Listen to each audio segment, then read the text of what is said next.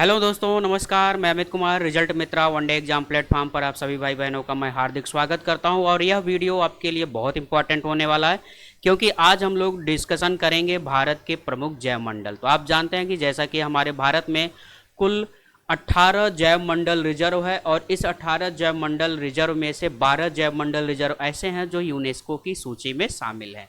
तो यूनेस्को के पद्धति द्वारा यानी 1970 तो अगर हम बात करें यूनेस्को द्वारा, तो जो जैव मंडल रिजर्व की स्थापना की गई अपने भारत में 1986 यानी 1986 में। तो पहले तो हम बात कर लेते हैं थोड़ा सा जैव मंडल रिजर्व के बारे में कि जैव मंडल रिजर्व क्या होता है।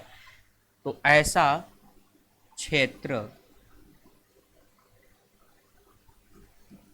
ऐसा क्षेत्र जहां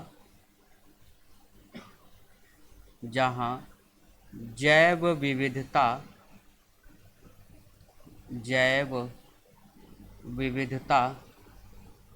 अधिक हो तथा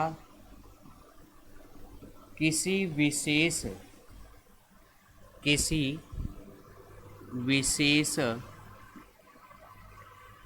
जीव, अब जीव वह वनस्पति भी हो सकता है यानी पेड़ पौधे भी हो सकते हैं, और वह जानवर भी हो सकते हैं या फिर जानवर भी हो सकते हैं।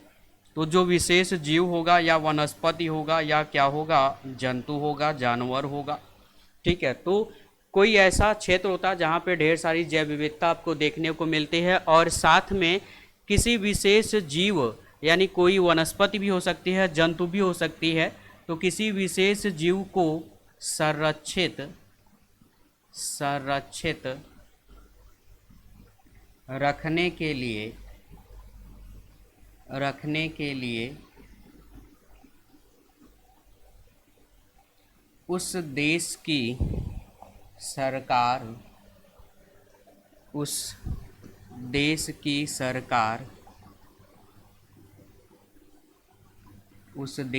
सरकार जैव मंडल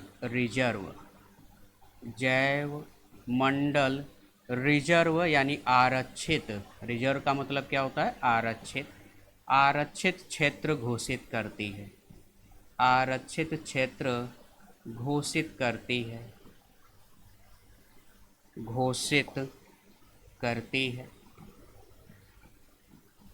अब यह जो जैव मंडल आरक्षित क्षेत्र है, इस जैव मंडल अगर आरक्षित क्षेत्र की अगर हम बात करें तो इसके 3 भाग होते हैं।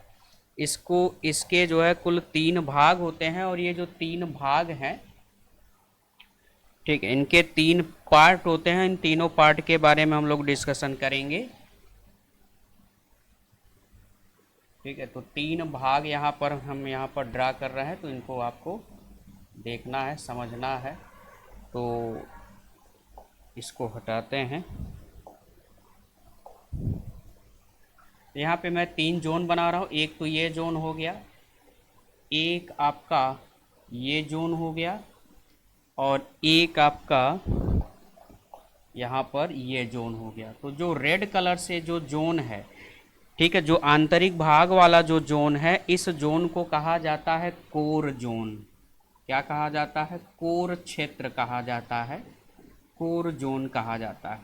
और यह वाला जो जोन है, इस जोन को कहा जाता है बफर जोन।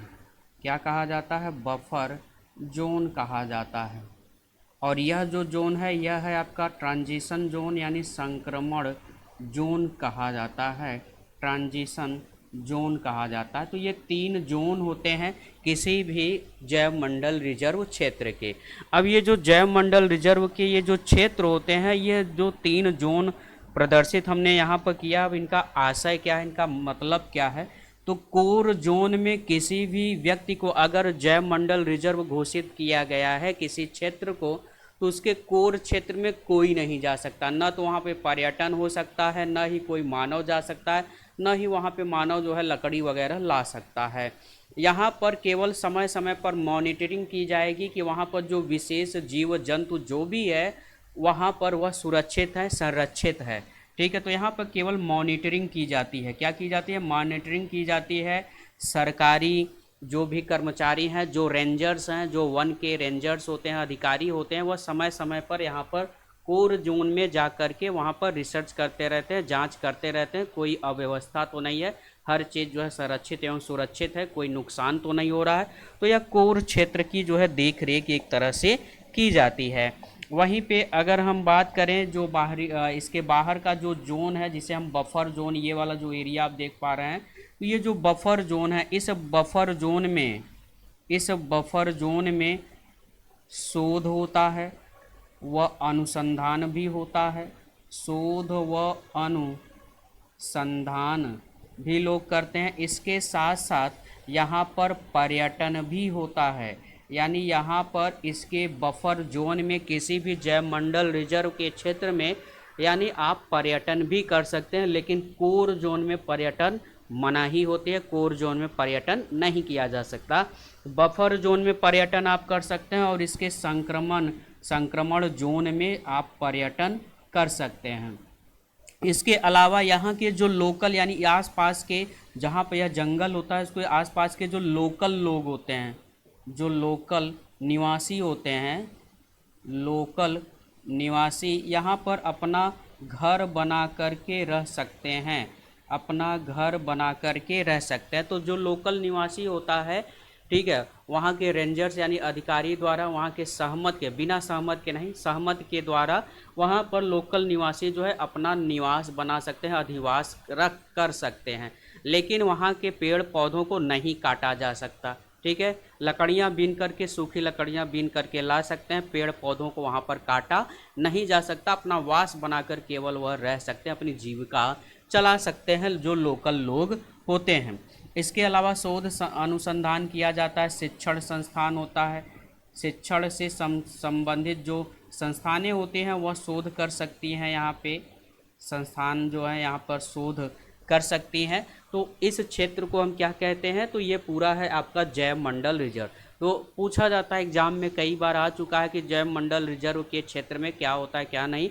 तो जैव मंडल रिजर्व के कोर क्षेत्र में केवल मॉनिटरिंग की जाती है, वहाँ के जीव जंतु वनस्पति जो भी विशेष रूप से नामित किए जाते हैं वहाँ पर मॉनिटरिंग की जाती है। बफर जोन में पर्यटन होता है, शोध होता है, अनुसंधान होता है, यह सारे क्रियाकलाप बफर जोन में होते हैं। वहीं पे संक्रमण जोन में पर्यटन भी होता है, लोकल लोग जो वहाँ के जो अधिकारी होते हैं, रेंजर्स होते हैं उस क्षेत्र के, उनके सहयोग से यहाँ पे अधिवास भी कर सकते हैं, यानी समय समय पर वहाँ के आसपास के बारे में जानकारी या पता करते रह सकते हैं, कोई बाहरी आ नहीं रहा है, कोई नुकसान तो नहीं पहुँचा रहा है उस क्षेत्र को।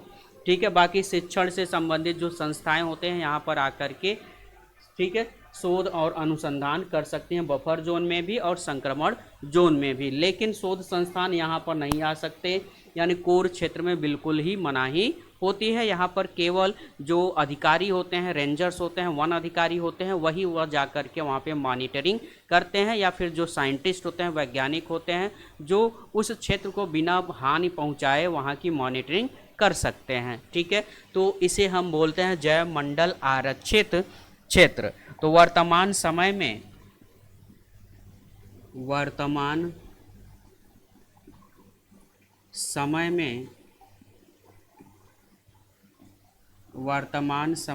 भारत में कुल 18 कुल कितने हैं, तो 18 भारत में जैव मंडल रिजर्व, भारत में कुल 18 जैव मंडल रिजर्व हैं, जैव मंडल रिजर्व हैं, जैव मंडल रिजर्व हैं, जिनमें से 12 जैव मंडल रिजर्व, 12 जैव मंडल रिजर्व,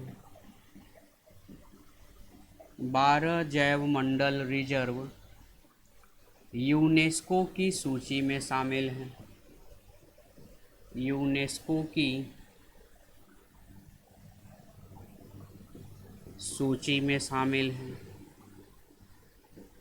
सूची में शामिल हैं। ठीक, तो 12 18 जैव मंडल रिजर्व भारत द्वारा घोषित किए गए हैं और उनमें से 12 जैव मंडल रिजर्व ऐसे हैं जो यूनेस्को की सूची में भी शामिल है। अगर यूनेस्को की सूची में शामिल अगर हैं तो उनका संरक्षण, उनका पूरा रोड मैप कौन तैयार करेगा, उनका पूरा रोड मैप का जो है आंकड़ा, वह यानी एक तरह से फंडिंग का काम करता है यूनेस्को। तो यूनेस्को जो है फंड करता है जितने भी जैव मंडल रिजर्व क्षेत्र हैं जिन देशों में। तो अपने भारत में ऐसे जैव मंडल रिजर्वों क्षेत्र की संख्या कितनी है जो यूनेस्को में शामिल है? 12। 18 में से 12 जैव मंडल ऐसे हैं जो यूनेस्को की सूची में शामिल है, जिनके बारे में हम आगे अभी डिस्कस करेंगे। ठीक है, तो ये बात आप समझ गए। जैव मंडल रिजर्व क्षेत्र क्या होता है? तो ऐसा क्षेत्र होता है जहाँ पे जैव विविधता अधिक होती है, किसी विशेष जीव जंतु या वनस्पति के लिए वहाँ पर उसको आरक्षित किया जाता है, क्योंकि उनकी लगातार संख्या घट रही होती है। तो उनको बचाने के लिए, उनका संरक्षण एवं संवर्धन करने के लिए उस क्षेत्र को जैव मंडल रिजर्व में जो है परिवर्तित किया जाता है। चलिए आ जाते हैं अब हम अपने भारत के 18 जैव मंडल रिजर्व की हम बात करते हैं। तो यहाँ पे भारत का सबसे पहला जो जैव मंडल रिजर्व है, ठीक है, यहाँ पे यह नीलगिरी 1986 में, यानी यह भारत का सबसे पहला जैव मंडल रिजर्व है। सबसे पहला जैव मंडल रिजर्व है। तो यह भारत का सबसे पहला जैव मंडल रिजर्व है, यह भी आप ध्यान में रखेंगे। तो भारत का सबसे पहला जैव मंडल रिजर्व यानी आरक्षित जो क्षेत्र है वह कौन सा है? नीलगिरी, जिसे 1986 में यह भारत का जैव मंडल रिजर्व घोषित किया गया था। और जहाँ पे भी यू लिखा होगा तो यू का मतलब यहाँ पे मैं सिंबल बना दे रहा हूँ। तो जहाँ पे यू लिखा होगा वह क्या है? यूनेस्को है। यू क्या है? यूनेस्को है। ठीक है, और यूनेस्को की सूची में इसे कब शामिल किया गया था? 2000 में। कब शामिल किया गया था? 2000 में।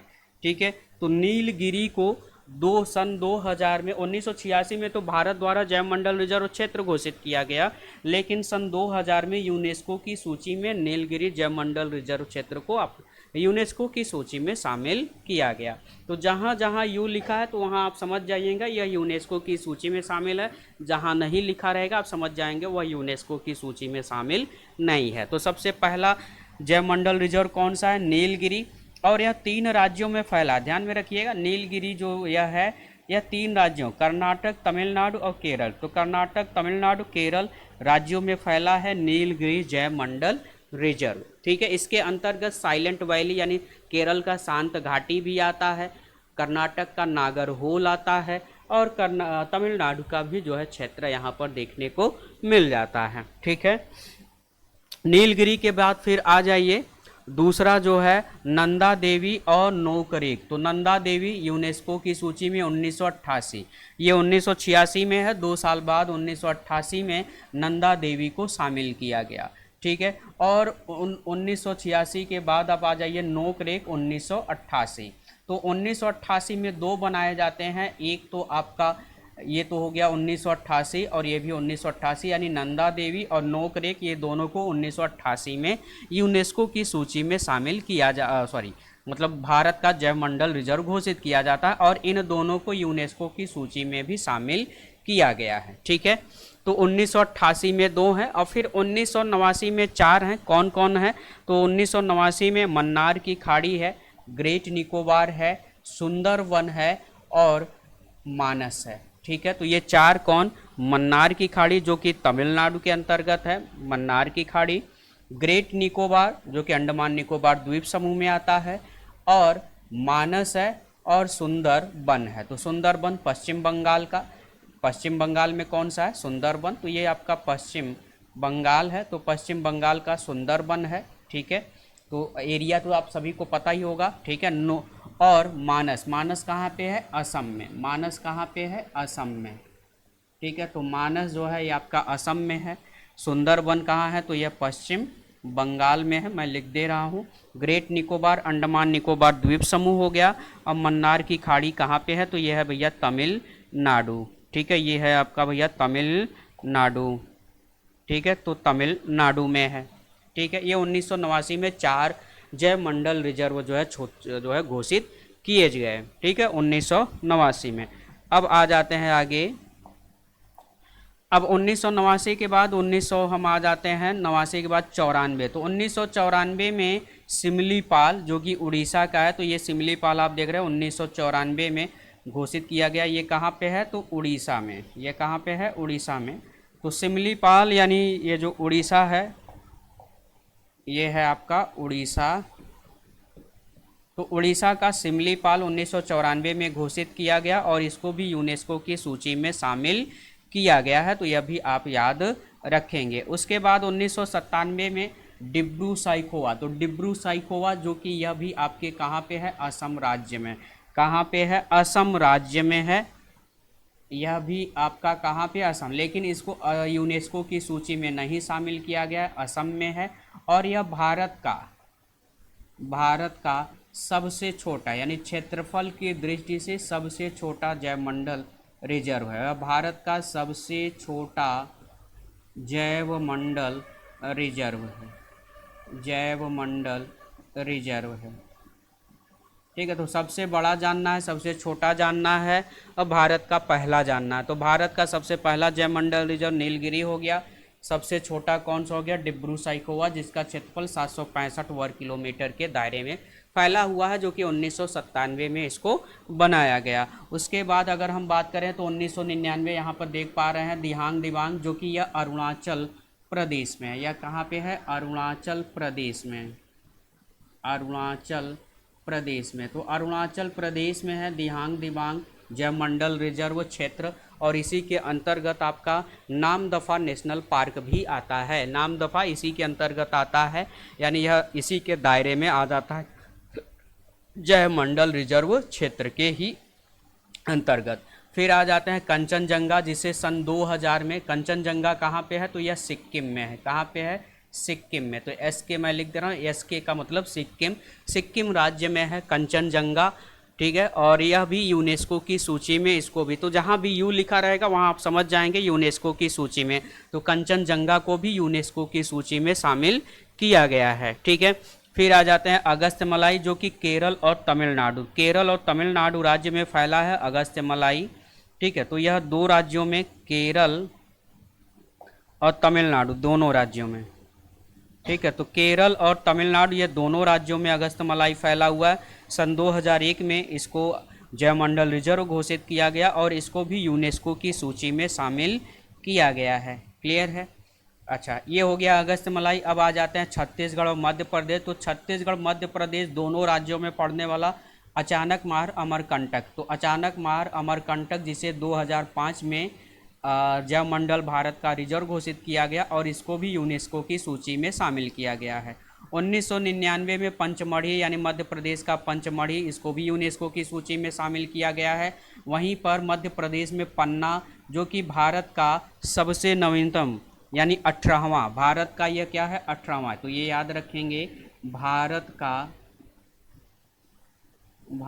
का 18वां यह जैवमंडल रिजर्व है। भारत का 18वां जैवमंडल रिजर्व। 18वां मतलब नवीनतम जैवमंडल रिजर्व है। जैवमंडल रिजर्व। तो भारत का यह 18वां जैवमंडल रिजर्व है और यह कहाँ पे है? मध्य प्रदेश के पन्ना जिले में। 2011 के बाद से अभी कोई भी जैवमंडल रिजर्व क्षेत्र घोषित नहीं किया गया है। बस केवल यही आपका सबसे अंतिम है, यानी 18वां जैवमंडल रिजर्व क्षेत्र है। भारत का सबसे जो बड़ा जैवमंडल रिजर्व क्षेत्र है वह कच्छ का रण है। तो जो कच्छ का रण है यह भारत का सबसे बड़ा, क्षेत्रफल की दृष्टि से सबसे बड़ा, तो भारत का सबसे बड़ा जैवमंडल रिजर्व क्षेत्र है। ठीक है। जिसका क्षेत्रफल 12,454 वर्ग किलोमीटर के दायरे में यह फैला हुआ है और 2008 में इसको जैवमंडल रिजर्व घोषित किया जाता है। हिमाचल प्रदेश में है। ठीक है। तो ये कच्छ का रण कहाँ पे है? तो ये आपका गुजरात में है। ये कहाँ पे है? आपका गुजरात में है। और वहीं कोल्ड डेजर्ट, जो कि आपके यह हिमाचल प्रदेश में है। तो हिमाचल प्रदेश में है आपका कोल्ड डेजर्ट, जिसे 2009 में 7,770 वर्ग किलोमीटर के दायरे में यह फैला हुआ है, जिसमें आपका यहाँ पे कई जो है किब्बर जो है वन्य जीव अभ्यारण्य, ठीक है, ये सारे क्षेत्र जो है आपके हिमाचल प्रदेश के अंतर्गत आ जाते हैं, जिसमें चंद्रताल है, सरय है, वह किब्बर वन्य जीव अभ्यारण्य है। यहाँ पे पिन वैली नेशनल पार्क है, तो पिन वैली नेशनल पार्क भी कोल्ड डेजर्ट के ही अंतर्गत आ जाता है, या पूरा दायरा, ठीक है। तो ये, और आंध्र प्रदेश में, तो यहाँ पर आप देखें ये है आपका आंध्र प्रदेश। तो आंध्र प्रदेश में एक है शेषाचलम की जो पहाड़ी है, जो कि पूर्वी पहाड़ी वाला हिस्सा जो लगता है आंध्र प्रदेश का, ठीक है। तो जो कि आंध्र प्रदेश के कुडप्पा ज़िले में यह पूरा फैला हुआ है शेषाचलम की पहाड़ी, और यह भी, इसको भी जैवमंडल रिजर्व क्षेत्र जो है घोषित किया गया है, लेकिन यह यूनेस्को की सूची में शामिल नहीं है। तो कौन कौन यूनेस्को की सूची में नहीं शामिल है, तो यहाँ पे हम क्रॉस का सिंबल लगा देंगे ताकि आपको पता हो। तो एक तो आपका ये हो गया, ये यूनेस्को की सूची में नहीं शामिल है, ठीक है। बाकी ये जो है यूनेस्को की सूची में शामिल है। कच्छ का रण जो है यूनेस्को की सूची में नहीं शामिल है, यानी ये वाला नहीं शामिल है, ठीक है। बाकी और ये आपका डिब्रू साइखोवा नहीं शामिल है, दिहांग दिबांग नहीं शामिल है, ठीक है। मानस आपका जो है नहीं शामिल है।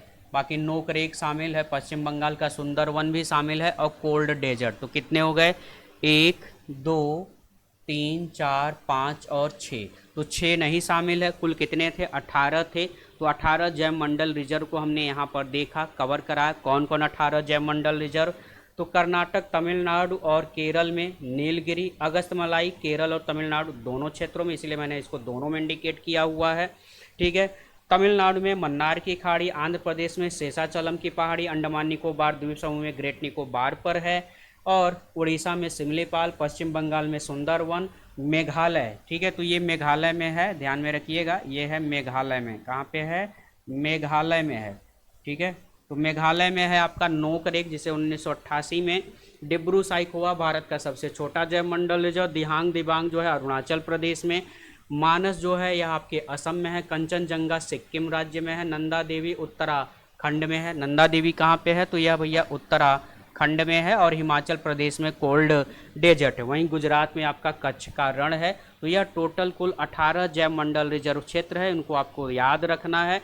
अक्सर यहाँ से प्रश्न पूछे जाते हैं, कभी इनके सन मिलान करने के लिए आ जाता है, तो इनका सन वाइज भी आप जो है ध्यान में रखेंगे, ठीक है। तो सन सभी मैंने यहाँ पे इंडिकेट कर दिया है, इसको आप ध्यान से लिख लेंगे, ठीक है। और यहाँ पे यूनेस्को की सूची में, तो सबसे पहला यूनेस्को की सूची में कौन शामिल हुआ था, तो याद रखेंगे नीलगिरी। नीलगिरी यूनेस्को की सूची में मैं यहाँ पे मेंशन कर दे रहा हूँ, ठीक है। यहाँ पे मैं मेंशन छोटा सा कर दे रहा हूँ नोट में।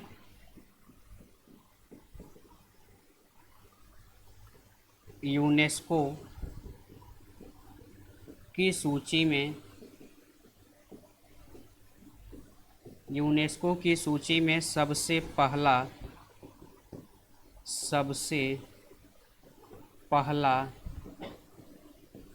जैव मंडल रिजर्व तो वह है भैया नीलगिरी। कौन सा है, नीलगिरी। कब घोषित किया गया यूनेस्को की सूची में, 2000 में, ठीक है। और सबसे बाद में कौन घोषित किया गया, तो वह पन्ना है। पन्ना को घोषित किया गया यूनेस्को की सूची में सन 2020 में। तो सन 2020 में पन्ना को, और पन्ना अपने भारत का सबसे अंतिम यानी 18वां जैवमंडल रिजर्व भी है, ठीक है। तो आप सबको कैसा लगा, इसका आप स्क्रीनशॉट ले सकते हैं, और स्क्रीनशॉट ले करके पूरा आप इसको लिख सकते हैं अच्छे से मैप में, ठीक है। और आज का वीडियो आपको कैसा लगा कमेंट बॉक्स में जाकर के कमेंट जरूर कर दीजिएगा। तब तक आप सभी भाई बहन स्वस्थ रहिए, सावधान रहिए। जय हिंद।